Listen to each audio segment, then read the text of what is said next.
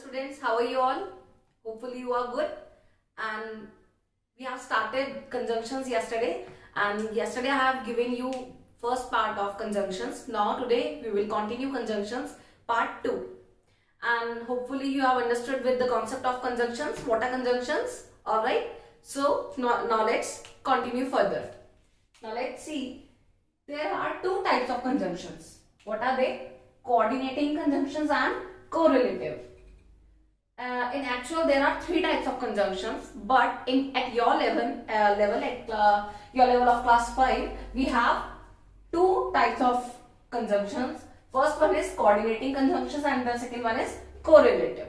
And yes, kids, you have to maintain your notes as I have written on the board. You have to note it down, all the things in your notebook, as I have already written on the board. Okay, so now let's see. What are coordinating conjunctions? Coordinating conjunctions means ऐसे words जो दो phrases या दो sentences या independent clauses या group of words को connect करते हैं, link करते हैं. ऐसे words हमने कल पढ़ा था. conjunctions क्या होते हैं? conjunctions होते हैं ऐसे words जो two words को या two phrases को या two independent clauses या dependent clauses को ज्वाइन करते हैं, ज्वाइन करने में हेल्प करते हैं, राइट. कंजंक्शंस ये होता है. सिमिलरली कोऑर्डिनेटिंग कंजंक्शंस भी वही होता है, but there is point in this. Coordinating conjunctions वो कंजंक्शंस होते हैं जो टू टाइप्स के सिमिलर वर्ड्स को, जिनकी इक्वल इंपॉर्टेंस होती है या इक्वली बैलेंस होते हैं, इक्वल इंपॉर्टेंस होती है, उनको कनेक्ट करता है. उसको बोलते हैं coordinating conjunctions. Now let's see definition. Coordinating conjunctions connect two words, as I have already told you कि दो words को connect करता है, और group of words. जरूरी थोड़ा ना है कि आपके सिर्फ दो ही words हों जिनको connect करते हैं coordinating conjunction या conjunctions, है ना. दो से ज्यादा words भी हो सकते हैं. That is group of words of equal rank and importance. Yes, it is important. Coordinating conjunction वो words होते हैं जो दो words या दो से ज्यादा group of words को कनेक्ट करने में हेल्प करते हैं, जोड़ने में, ज्वाइन करने में हेल्प करते हैं, लेकिन जिनकी वो ऐसे वर्ड जिनकी इक्वल रैंक होती है या इक्वल इंपॉर्टेंस होती है, जो इक्वली सेम मैनर में होते हैं, जिनको इंपॉर्टेंस इक्वल मिलती है, राइट.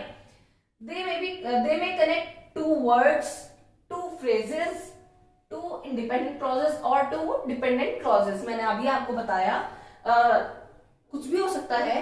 कोऑर्डिनेटिंग कंजंक्शंस आपके दो वर्ड्स को भी कनेक्ट कर सकते हैं, दो से ज्यादा ग्रुप ऑफ वर्ड्स को भी कनेक्ट कर सकते हैं, या दो छोटे छोटे फ्रेजेस को कनेक्ट कर सकते हैं, ठीक है. दो इंडिपेंडेंट क्लॉजेस या फिर दो डिपेंडेंट क्लॉजेस को जो कनेक्ट करने में हेल्प करते हैं, उनको बोलते हैं कोऑर्डिनेटिंग कंजंक्शंस. बस इसमें बात इतनी सी ऐड हुई है कि ये ऐसे वर्ड्स या फ्रेजेस को कनेक्ट करने में हेल्प करते हैं जिनकी इक्वल रैंक या फिर इक्वल इंपॉर्टेंस होती है. Now let's see it's examples, कि देखते हैं एग्जांपल से कि कैसे होते हैं. First example I have written over here. Andrew dash Peter are my best friends. मैं बोल रही हूँ, I'm saying Andrew dash Peter are my best friends. ये दोनों मेरे बेस्ट फ्रेंड्स हैं, एंड्रयू एंड पीटर. सो अब आप बताओ, क्या एंड्रयू मेरा बेस्ट फ्रेंड है एंड पीटर भी मेरा बेस्ट फ्रेंड है? तो क्या दोनों की, सपोज ये मेरा एक फ्रेंड है एंड्रयू जिसका नेम है, and this one is another one, इसका नेम है पीटर, राइट. ये दोनों मेरे बेस्ट फ्रेंड्स हैं. तो क्या इनकी इंपॉर्टेंस में अनइक्वल है? मतलब क्या ये दोनों अलग अलग हो गए? मीन्स क्या ये मेरे लिए ज्यादा क्लोज फ्रेंड है, ये कम क्लोज फ्रेंड है? ऐसा हो सकता है? नहीं ना. मैंने बोला है सिंपली दोनों ही मेरे बेस्ट फ्रेंड्स हैं. तो इनकी इंपॉर्टेंस कैसी हुई? बिल्कुल इक्वल. दोनों इक्वल पोजीशन पे है, सेम पोजीशन पे, कि हाँ ये भी मेरा बेस्ट फ्रेंड है और ये भी मेरा बेस्ट फ्रेंड है.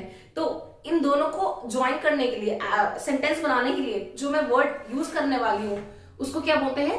Coordinating conjunctions. Got it? So यहाँ पे मैं लिखूंगी Andrew and Peter are my best friends, right students. मैंने आपको कल भी बोला था, आप अंडरलाइन कुछ भी नहीं करेंगे, बस आपको समझाने के लिए मैंने अंडरलाइन किया है. And fill in the blanks ऐसे ही लिखेंगे जैसे मैंने लिखा है. सेम पेन आप यूज कर सकते हैं, ब्लू पेन, एंड बस वहां पे अंडरलाइन जरूर करेंगे आप. पेंसिल जो यूज करते हैं वो पेंसिल यूज कर सकते हैं, right. Second example, I will have milk shake dash a grilled sandwich in my lunch.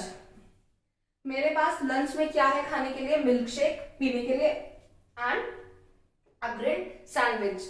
अब दोनों ही चीज मेरे पास है खाने के लिए, एक तो पीने के लिए मिल्क शेक है और खाने के लिए ग्रिल्ड सैंडविच। तो दोनों चीजों से ही पेट भरता है, दोनों ही खाने की आइटम्स है ना, तो दोनों की इंपॉर्टेंस कैसे हुई, इक्वल। मिल्क शेक भी पीने के लिए होता है पेट भरने के लिए, लंच में हो सकता है या ब्रेकफास्ट में, और ग्रिल्ड सैंडविच भी।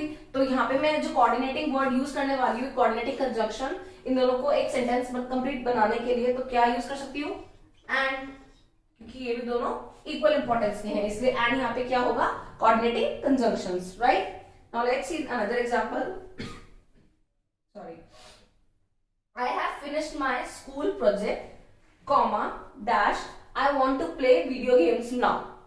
See, मैंने कल भी आपको बताया था, जब भी कोऑर्डिनेटिंग कंजंक्शन से पहले कॉमा आ जाता है, इसका मतलब कि ये दोनों ही सेंटेंसेस जो है वो कौन कैसे हैं, इंडिपेंडेंट क्लॉजेज हैं, एक दूसरे पर डिपेंड नहीं करते हैं, राइट। कंजंक्शन आपके जो कंजंक्शन वर्ड है, कंजंक्शन वर्ड से पहले कॉमा आ जाता है, तो वो क्या होते हैं, दो इंडिपेंडेंट क्लॉजेज जो एक दूसरे पर डिपेंड नहीं करते हैं। I have finished my school project, ये पूरा एक सेंटेंस जो है आपका, ये पूरा सेंटेंस आपका इंडिपेंडेंट हो गया, उससे कोई फर्क नहीं पड़ता। लेकिन इन दोनों सेंटेंस को जोड़ने के लिए हम क्या यूज करेंगे यहाँ पे, कोऑर्डिनेटिंग कंजंक्शंस, क्योंकि दोनों की ही इक्वल इंपॉर्टेंस है। मैंने अपना स्कूल प्रोजेक्ट कंप्लीट कर लिया, अब मेरा मन है, मैं अब वीडियो गेम खेलना चाहता हूँ, ठीक है, इक्वल इंपॉर्टेंस है, तो हम स्कूल प्रोजेक्ट कर सकते हैं एक टाइम पे या फिर वीडियो गेम खेल सकते हैं ना। तो दोनों की इक्वल इंपॉर्टेंस होती है, इसलिए हमने यहाँ कोऑर्डिनेटिंग कंजंक्शन क्या यूज किया है, and. Clear? So note it down in your notebooks.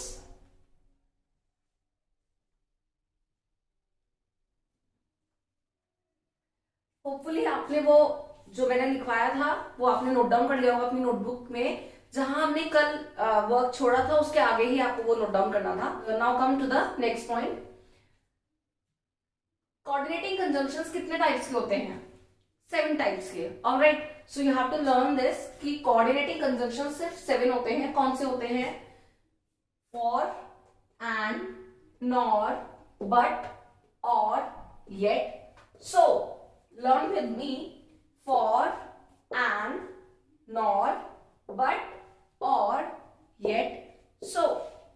ये 7 आपके कोऑर्डिनेटिंग कंजंक्शंस है, मींस ऐसे वर्ड्स जो टू इंडिपेंडेंट क्लॉजेस या डिपेंडेंट क्लॉजेस या टू वर्ड्स या ग्रुप ऑफ वर्ड्स या फ्रेजेस को जिनकी इंपॉर्टेंस इक्वल होती है उनको कनेक्ट करने में, उनको ज्वाइन करने में हेल्प करते हैं, राइट। तो ये होते हैं कोऑर्डिनेटिंग कंजंक्शंस। इनका एक शॉर्ट वे है लर्न करने का, वो क्या होता है, F A N B O Y S। See what does it mean, fan boys। आप इसको ऐसे भी लर्न कर सकते हैं शॉर्ट फॉर्म में, फैन बॉयज, करेक्ट किड्स। इसको आप इस तरह से लर्न कर सकते हैं कि 7 कोऑर्डिनेटिंग कंजंक्शंस होते हैं, कौन से, फैन बॉयज। फैन बॉयज इसकी इसकी फॉर्म देखते हैं क्या हो सकती है, F for, A for and, N for not, B for but, O for और, Y for yet and S for so. जहां भी आपको लगता है दो वर्ड्स या फ्रेजेस या फिर आपके ग्रुप ऑफ वर्ड्स या इंडिपेंडेंट क्लॉजेस या डिपेंडेंट क्लॉजेस है, आप उनको कनेक्ट करना है तो आपको, तो वहां पे क्या लगना है, कोऑर्डिनेटिंग कंजंक्शंस। आप कैसे देख सकते हैं कोऑर्डिनेटिंग कंजंक्शन कौन कौन सा लग सकता है, आप वहां शॉर्ट फॉर्म में लिख सकते हैं कहीं भी साइड में, फैन बॉयज, और उसके बाद सब में से आप ये अप्लाई करके देख सकते हैं, आपको जो बेटर और बेस्ट लगता है वो आप इसमें से यूज करेंगे। इनकी फॉर्म्स आपको याद रखनी होंगी, F for, A for and, N for not, B for but, O for or, Y for yet and S for so। Okay, so note it down in your notebook and then we'll continue it tomorrow. So till then, bye bye and take care.